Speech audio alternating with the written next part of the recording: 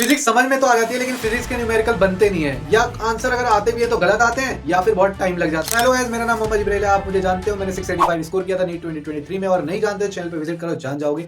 मैंने फिजिक्स में 170 स्कोर किया था, और आपके काफी सारे डीएम्स आते रहते हैं इंस्टा पे भी, और कमेंट्स भी आते हैं। फिजिक्स हो तो जाती है, समझ में तो आ जाता है, लेकिन उसके क्वेश्चन नहीं बनते हैं। और मैं बताया कि क्वेश्चन प्रैक्टिस तो बहुत जरूरी है, टारगेट मेथड से क्वेश्चन प्रैक्टिस करना चाहिए आपको बार बार, और इसके फीडबैक भी काफी अच्छा आता है। आपको ये तब पता चलता है जब आप क्वेश्चन प्रैक्टिस करते हो, तब रियलाइज होता है कि कितना इंपॉर्टेंट होता है। उसी से रिलेटेड एक वीडियो बना रहा हूँ आज, कि किस तरह से किसी भी क्वेश्चन को अप्रोच किया जाए और किस तरह से सॉल्व किया जाए कि वो क्वेश्चन जो है बहुत ही जल्दी आंसर आ जाए और सही आंसर आए, सिली मिस्टेक्स नहीं लो। इस वीडियो में मैं बताऊंगा fastest way to solve numerical क्या होना चाहिए जो कि सिली मिस्टेक भी ना हो, हमारे मिस्टेक मिनिमाइज क्या नील हो जाएंगे, यानी कि खत्म हो जाएंगे सिली मिस्टेक, अगर ये मेथड से ही आप प्रैक्टिस करोगे। सो गाइस, ये जो प्रॉब्लम है न्यूमेरिकल्स ना बनना, इसके दो मेन रीजन हो सकते हैं। एक तो अप्रोच क्वेश्चन करने का सही नहीं है, या फिर प्रैक्टिस में कमी है। प्रैक्टिस में कमी है तो टारगेट मेथड को यूज करके अच्छे से प्रैक्टिस करो। जितनी ज्यादा प्रैक्टिस करोगे तो स्पीड इंक्रीज होगी, फास्ट कैलकुलेशन कर पाओगे, फास्ट क्वेश्चन सॉल्व होगा और सही भी सॉल्व होगा। और अगर तरीका ही नहीं पता कि किस तरह से क्वेश्चन सॉल्व करते हैं, क्वेश्चन दिखता है तो उसमें कुछ भी करते रहते हो और आंसर निकालने की कोशिश करते हो, सीक्वेंस में नहीं होता है कि क्या पहले करना चाहिए। तो मैं बताता हूँ कि कैसे आपको क्वेश्चन अगर सामने आए तो कैसे अप्रोच करना। देखो मैं कैसे करता था, ये मेरे पास 2023 का पेपर था, ठीक है। अब मैंने पहला क्वेश्चन जैसे कि स्टार्ट किया,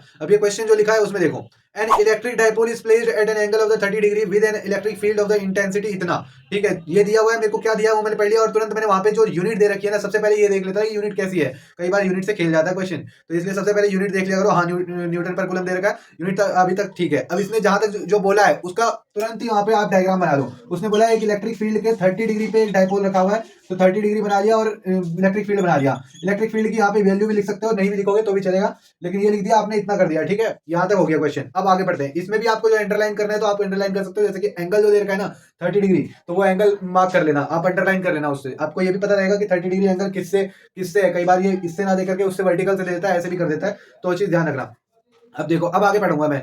it experiences a torque equal to इतना। अब इसने दूसरा मेरे को डेटा दे दिया, तुरंत मैं लिख दूंगा कि टॉर्क गिवन है, यूं करके देख देता था मैं इसको ऐसे टिक कर देता कि ये गिवन है। मैं वैल्यू नहीं लिखता था, यूजुअली मैं ऐसे ही कर देता, टिक कर देता कि ये गिवन है। अब आगे पढ़ता था मैं। Calculate the magnitude of the charge on the dipole. निकालना क्या है, क्यों निकालना है, ठीक है, क्यों चार्ज निकालना है। Calculate the magnitude of the charge on the dipole if the dipole length is 2 centimetre. अब मेरे को डायपोल लेंथ दे रखी है, यानी कि एल की वैल्यू दे रखी है 2 सेंटीमीटर में। इसको पूरा ऐसे लिखता था जिससे कि मेरे को यूनिट भी याद रहे कि 2 सेंटीमीटर में है।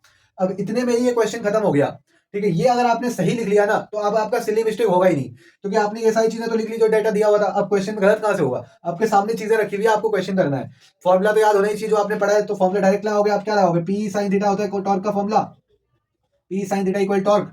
जस्ट ये वाला फॉर्मुला पुट करना है। टॉर्क गिवन है, उसकी वैल्यू लिख दी। ध्यान रखना कि यूनिट क्या दे रखी है, उस पर ध्यान रखना हर टाइम, ठीक है, क्योंकि कई बार ये यूनिट पे खेल जाते हैं।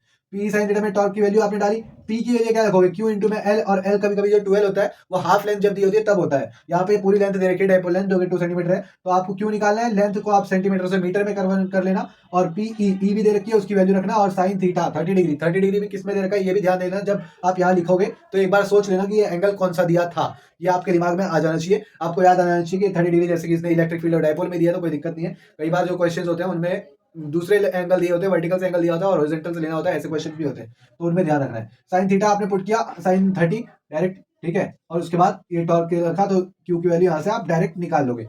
कोई दिक्कत आई नहीं आई।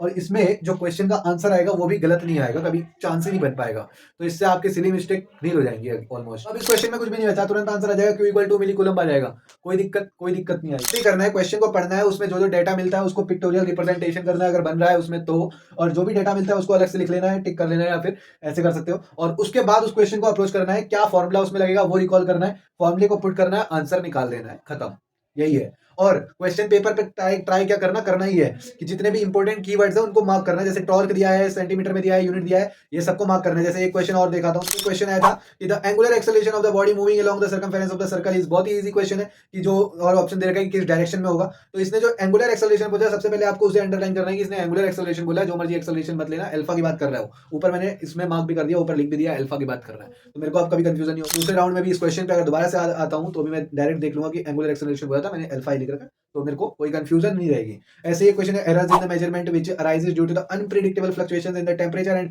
Voltage supply. इस इतने बड़े क्वेश्चन में से मेरे को सिर्फ जो मेन चीज मिली वो यही मिली, unpredictable fluctuations and voltage supply. तो इन दोनों को ही मैंने अंडरलाइन कर दिया, इसी से क्वेश्चन खत्म, रैंडम एरर आ गया आंसर। इसके साथ एक और क्वेश्चन सॉल्व करके दिखाता हूं तुम्हें। एक और क्वेश्चन ये है, let a wire be suspended from the ceiling rigid support and stretched by weight of W attached at its free end। यहां तक इसने बोला, इतने में ही हमारे को कोई काफी सारी पिक्चर्स मिल चुकी है, हम वो ड्रॉ करेंगे। एक सीलिंग दे रखा है, उस पे पे एक रोप है, ठीक है, और उसके नीचे एक वेट लगा रखा है जो कि डब्ल्यू वेट का है। अब वेट का यहाँ पे रोप का कोई वेट नहीं दिया है इसने, अलग से रोप का कोई वेट अलग से नहीं दिया, तो वो वेटलेस ही मानेंगे। और यहाँ पे बोला है कि नीचे एक डब्ल्यू वेट लटका रखा है। उसके बाद the longitudinal stress at any point of the cross sectional area A of the wire. कितना ही इजी क्वेश्चन है, डायरेक्ट फॉर्मूला पूछा और कुछ भी नहीं पूछा। यहाँ बोला डब्ल्यू वेट जो दे रखा है वो इस रोप के, और ऑप्शन दे रखे हैं कि फॉर्मूला क्या बनेगा स्ट्रेस का।